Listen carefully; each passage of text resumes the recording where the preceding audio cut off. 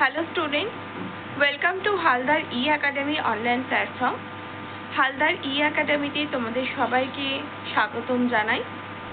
আজ আমি তোমাদের একাদশ শ্রেণীর প্রথম সেমিস্টারের প্রথম অধ্যায় পুঁই মাচা, যার লেখক হচ্ছে বিভূতিভূষণ বন্দ্যোপাধ্যায়, এই অধ্যায়টি আমি পড়াবো। তো চলো আমাদের আজকের যে ক্লাস সেটা শুরু করা যাক।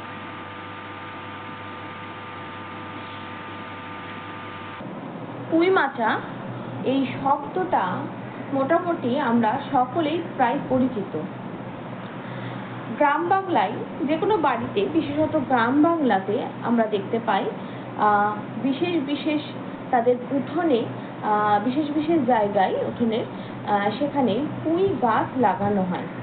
পুঁই যেহেতু লতা জাতীয় একরকম গাছ, তাই সেটা সোজা বা সেটা যদি ঠিকমতো হয় সেটা দেওয়ার জন্য সেখানে মাচা দেওয়া হয়। তো পুঁই গাছ শুদ্ধ সেই মাচাকেই, পুঁই গাছ শুদ্ধ সেই ইয়েটাকেই, পুরোটাকেই বলা হয় পুঁই মাচা। গ্রাম বাংলার প্রত্যেক বাড়ির উঠোনেই বা খোলা জায়গাতেই আমরা দেখতে পাই এই ধরনের পুঁই গাছ লাগানো থাকে। আবার অনেকের বাড়িতেও আমরা দেখতে পাই এই পুঁই গাছ লাগানো হয়। তো আমরা আজকের যে গল্পটা পড়ব সেই গল্পটাও ঠিক এরকমই একটা গ্রাম্য পরিবেশের ওপরই লেখা হয়েছে, যেখানে পুঁই মাচাকে কেন্দ্র করেই একজনার বা কোনো একটা মেয়ের তার যে স্মৃতি, সেই স্মৃতিটা জড়ানো একটা গল্প এটি। এই গল্পের মূল চরিত্র হচ্ছে সহায় হরি চাটুর্য, তার স্ত্রী অন্নপূর্ণা এবং তার বড় মেয়ে, তার 3 মেয়ে, মূলত তার বড় মেয়ে খেন্তি, তাকে নিয়েই এই মূল গল্পটা আলোচ্য হয়েছে।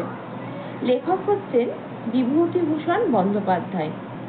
বিভূতিভূষণ বন্দ্যোপাধ্যায় ছিলেন একজন জনপ্রিয় ভারতীয় বাঙালি সাহিত্যিক, যার জন্ম পশ্চিমবঙ্গের উত্তর 24 পরগনার কাঁচরাপাড়ার নিকটবর্তী ঘোষপাড়া মুরাতিপুকুর গ্রামে নিজের মামার বাড়িতে 1894 সালের 12ই সেপ্টেম্বর তিনি জন্মগ্রহণ করেন।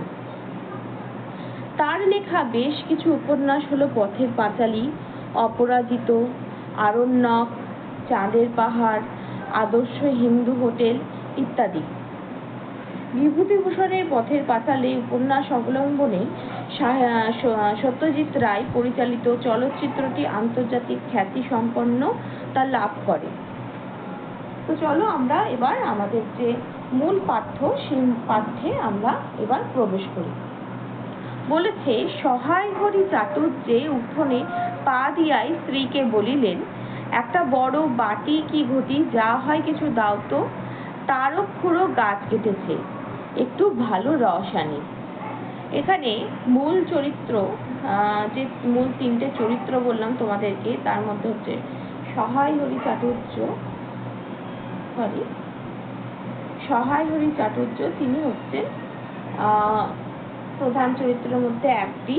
তো গ্রাম বাংলার বাড়িতে আমরা জানি গ্রাম বাংলার বাড়িতে উঠোন, দালান এগুলো থাকে। তো উঠোনে পা দিতে দিতেই সেই তার স্ত্রীকে বলে যে একটা বাটি বা ঘটি কিছু একটা দিতে, তার কারণ তারও পুরো গাছ কেটেছে, একটু ভালো রস আনি। আমরা গ্রাম বাংলার পরিবেশে দেখতে পাই যে কারোর বাড়িতে যদি গাছ কাটা হয়, সেই গাছ কাটা মানে শুধুমাত্র যে তার বাড়ির লোকই সেটা ব্যবহার করবে, গাছের যে সমস্ত ফলমূল বা রস যা যা কিছু থাকে তা নয়, গোটা গ্রামের মানুষই সেটা তাদের সম্পদ বলেই ধরে রাখে, এবং যখন সেই গাছ কাটা হয় তখন গ্রামের সকল মানুষই গিয়ে সেখান থেকে যা যা কিছু থাকে অবশিষ্টাংশ সেগুলি নিয়ে আসে। তো ঠিক সেরকমই তার উপরেও গাছ কেটেছে, এবং সেই গাছ থেকে ভালো রস আনার জন্য সহায় হরি চাটুর্য তিনি অস্থির হয়ে গেছেন এবং তাড়াতাড়ি করে বাড়িতে এসে তার গিন্নিকে বলছেন একটা বাটি বা ঘটি কিছু একটা দিতে। এবার স্ত্রী অন্নপূর্ণা খড়ের রান্নাঘরের দাওয়ায় বসিয়া শীতকালের সকালবেলা নারিকেল তেলের বোতলে ঝাঁটার কাঠি পুড়িয়া 2 আঙুলের সাহায্যে ঝাঁটার কাঠি লগ্ন জমানো তেলটুকু সংগ্রহ করিয়া চুলে মাখাইতেছিলেন।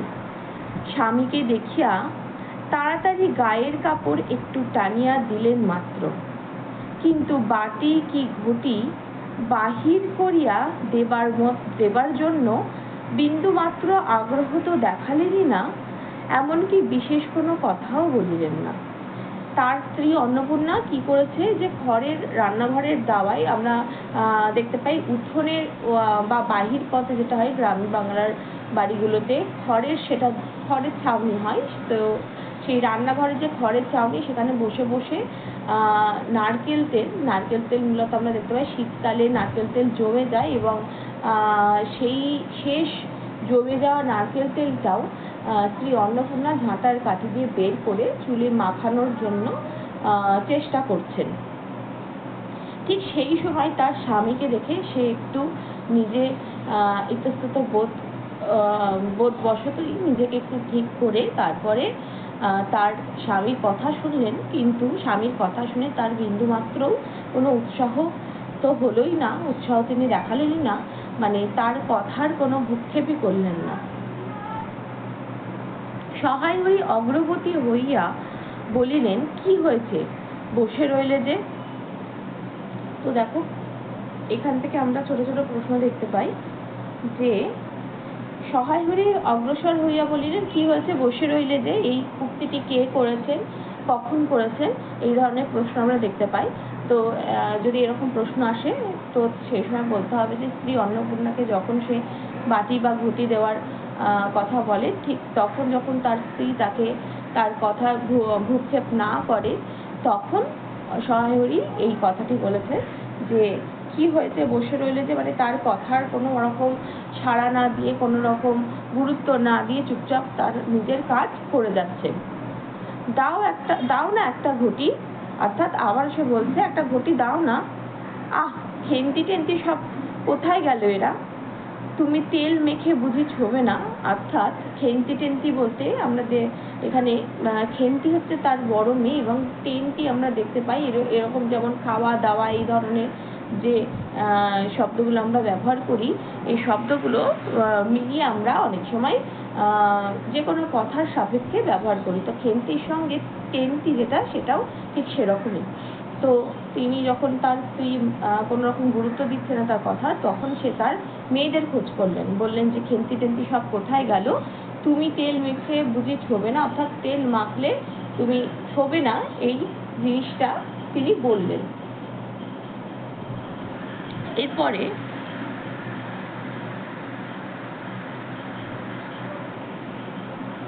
বলেছে, অন্নপূর্ণা তেলের বোতলটি সরাইয়া স্বামীর দিকে খানিকক্ষণ চাহিয়া রহিলেন। অন্নপূর্ণা তখন কি করলো, যখন খেন্তি কথা বললো, মানে বা তার মেয়েদের কথা বললো, কিছুক্ষণ তখন ওই বোতলটা সরিয়ে দিলেন, মানে যে নারকেলের তেলের বোতলটা থেকে তিনি তেল বার করে তার মাথায় মাখার চেষ্টা করছিলেন। তো পরে খানিকক্ষণ চাহিয়া রইলেন, চাহিয়া মানে হচ্ছে কিছুক্ষণ দেখলেন, এবং পরে অত্যন্ত শান্ত সুরে জিজ্ঞাসা করিলেন, তুমি মনে মনে কি ঠাউরেছ বলতে পারো? তখন সে তার স্বামীকে শান্তভাবে একটা প্রশ্ন জিজ্ঞেস করলেন, ঠাউরেছ, এই যে শব্দটা, এই লাইনটা তুলেও প্রশ্ন আসে, অর্থাৎ তুমি মনে মনে কি ভেবেছো সেটা বলতে পারো? ঠাউরেছ কথা অর্থ হচ্ছে ভেবেছো, মনে মনে কি ঠিক করেছো সেটা বলতে পারো? স্ত্রীর অতিরিক্ত রকমের শান্ত সুরে সহায় হরির মনে ভীতির সঞ্চার হইল। অর্থাৎ মানে স্ত্রীকে কোনো সময় এত শান্ত দেখে না, হঠাৎ করে এত শান্ত হয়ে একটা প্রশ্ন করলো, কোনো রকম ঝগড়া বা কোনো রকম চিৎকার না করে। তো সহায় হরি একটু থমকে গেলেন। সেই রকমের যে পরিবেশটা, এই পরিবেশটার সঙ্গে তার যে স্মৃতি বা তার স্ত্রীর স্বভাব, সেটা একদমই সঙ্গতিপূর্ণ ছিল না। তো তিনি তার স্ত্রীর এরকম স্বভাব দেখে শান্ত সুরের কথা শুনে একটু কিছুক্ষণ মানে ভয়ে তার একটা মনে ভয় এলো, যে কিনা জানি এবার বলবে বা কিনা জানি এবার করবে। ইহা যে ঝড়ের অব্যবহিত পূর্বের আকাশের স্থির ভাব মাত্র। অর্থাৎ আমরা দেখতে পাই, এই লাইনটা তুলেও প্রশ্ন আসে যে আমরা যখন আমাদের পরিবেশে যখন ঝড় ওঠে, ঠিক ঝড় ওঠার আগে সমস্ত কিছু একদম শান্ত হয়ে যায়, একদম স্থির হয়ে যায়। তো তারপরেই যে মানে কালবৈশাখী ঝড়টা ওঠে সেটা একদম সেই শান্ত স্বভাবকে পুরো তছনছ করে দেয়। তো এই শান্ত স্বভাবের আভাসটা তিনি তার স্ত্রীর মধ্যে পেয়েছেন এবং তার এটা ভাবনা চিন্তার মধ্যে আছে যে ঝড়ের পূর্বে যেরকম শান্ত হয়ে যায় আকাশটা এবং তারপরেই ঝড়ের আবির্ভাব হয়, ঠিক সেরকম নিশ্চয়ই তার স্ত্রীর শান্ত স্বভাবের পরেই কোনো একটা অঘটন বা কোনো একটা ওই ঝড় আসতে চলেছে। তাহা বুঝিয়া তিনি মরিয়া হইয়া ঝড়ের প্রতীক্ষায় রইলেন। মানে তিনি তখন কি করলেন যে না, শান্ত যখন হয়েই আছে তিনি ভাবছেন যে এবার ঝড়টা আসবে এবং সেই ঝড়ের জন্য অপেক্ষা করতে লাগলেন। অর্থাৎ তার স্ত্রীর যে স্বভাব বা স্ত্রী কি বলতে চাইছে, তার মনের অভিপ্রায়, সেটা দেখার জন্য অপেক্ষা করতে লাগলেন। একটু আমতা আমতা করিয়া কহিলেন।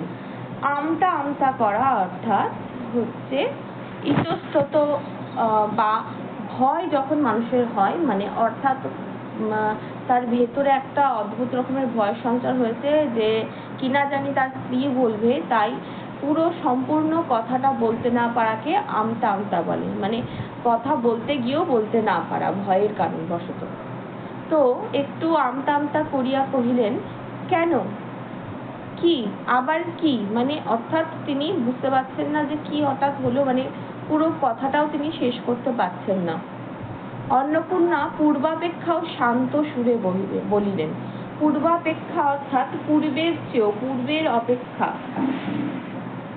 শান্ত সুরে বলিলেন, দেখো, রঙ্গ করো না বলছি, ন্যাকামি করতে হয় অন্য সময় করো।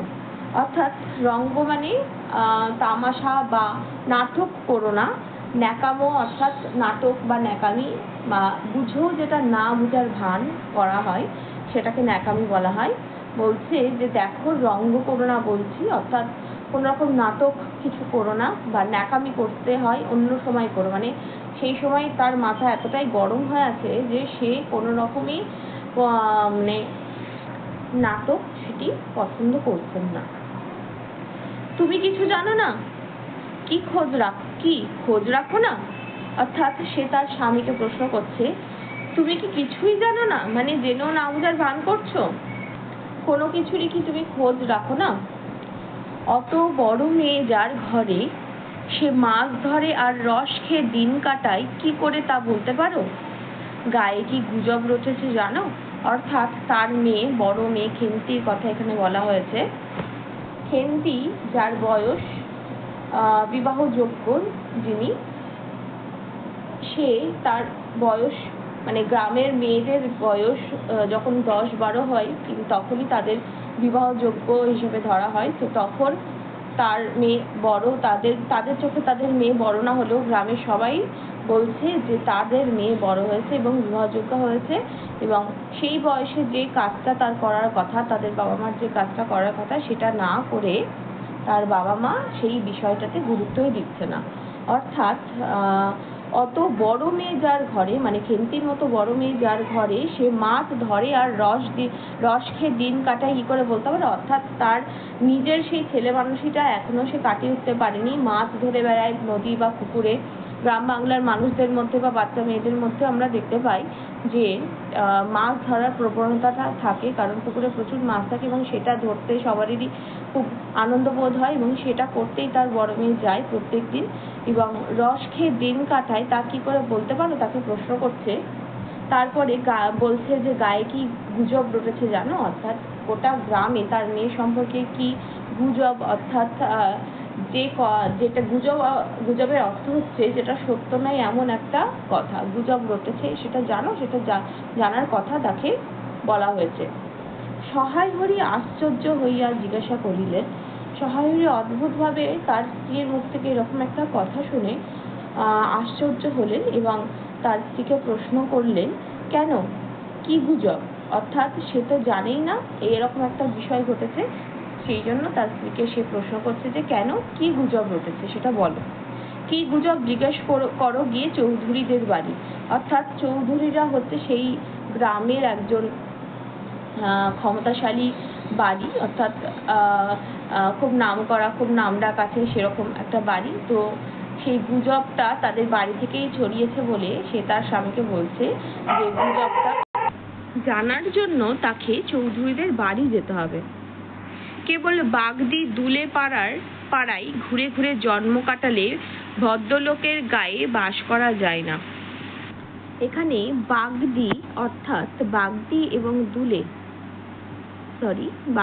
এবং দুলে দুই সম্প্রদায়ের কথা বলা হয়েছে। এরা মূলত ভারতবর্ষে বসবাসকারী দ্রাবিড় গোষ্ঠীর মানুষ। এদের কাজ হচ্ছে চাষবাস, মাছ ধরা, এরকম এই সমস্ত কাজ তারা করত। আর দুলে যারা সম্প্রদায় তারা মূলত আমরা দেখতে পাই পালকি বাহক ছিলেন, মানে পালকিটা দুলে দুলে নিয়ে যেত, তার জন্য তাদের নাম হয় দুলে। মূলত এরা সমাজে তাদেরকে অনেক ছোট শ্রেণী বলে দেখা হতো। তার জন্য এখানে বলেছে যে কেবলমাত্র বাগদি দুলে পাড়ায় ঘুরে ঘুরে জন্ম কাটালে ভদ্রলোকের গায়ে বাস করা যায় না। অর্থাৎ সে সহায়রী চাটুর্য এবং তার মেয়েরা তাদের এই সমস্ত বাগদি এবং দুলে পাড়ার লোকেদের সঙ্গে মেশে এবং মাছ ধরে, তাদের কাজের সঙ্গে কাজে হাত লাগায় এবং তাদের পাড়ায় মিশলেই তাদের কিন্তু ভদ্রলোকের গায়ে বাস করা যাবে না, সেটা তাকে স্মরণ করে দিচ্ছে। ভদ্রলোকের গায়ে বাস করতে হলে তাদের যে নিয়ম থাকে সেই নিয়ম মেনে চলতে হবে।